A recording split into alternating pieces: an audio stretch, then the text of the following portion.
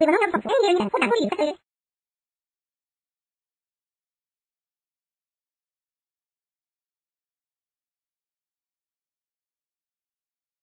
I'm not a hardliner one way or the other on gun control, but I think it's if you're going to commit murder, the fact that it's also a violation of a gun law, it just seems kind of pointless. Well, I mean, what's the difference? We have these shootings in the workplaces.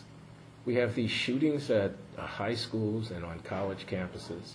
We have the assassination of a murder of abortion doctors and so on. And we've got a politics that's, very much infused with, right to bear arms ideology.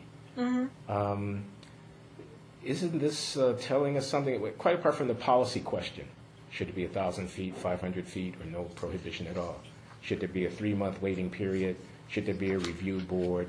Should there be licensing for this or that? Should there be a limit on the size of the ammunition clip that you can purchase?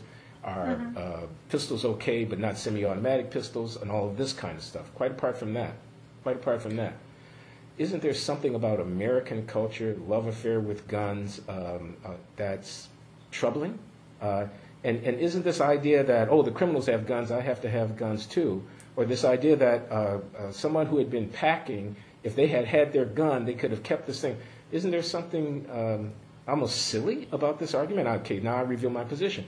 Silly about this notion that if we were all armed, we'd be able to keep the criminals from doing something. Whereas, in my view, if we were all armed, we'd probably have 100 times as many accidental shootings of people who were thought to be a threat, but it turned out later that they were just reaching for their wallet, I mean, everybody would be in the position of a black teenager on a dark street at 2 a.m. in the environs of New York City, where a police officer feels that if his car, the teenager's car, is moving at too high a speed and in too irregular way, it's quite all right to open fire on them. We'd all be living under the threat of being shot down by armed vigilantes if we were to let this thing have its free reign, it seems to me.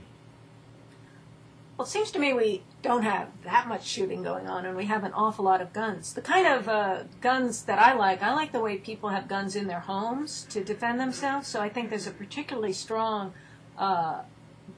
benefit to having people have guns in their houses. I mean, I think it deters burglary. I celebrate everybody who has a gun in their house because I think it makes it less likely. I think that the people who don't have guns in their houses are benefited by the fact that the burglars don't know where the guns are. Well, the evidence is very spotty on the causal effect and diminishing crime of private gun carriage. And you say we don't have that many shootings, but as you must know, the murder rate in the United States dwarfs that.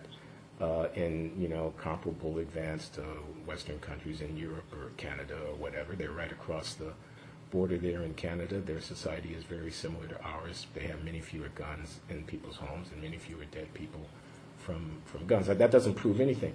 States with the highest gun ownership rate also have the highest murder rates, and the states with the lowest gun ownership rates have the lowest murder rates. Doesn't prove anything, but it's not consistent with the view that widespread gun ownership deters violence. If you're going to talk about Canada, I'd like to see some more fine-grained comparisons. You're talking about a very northern climate that's more sparsely populated.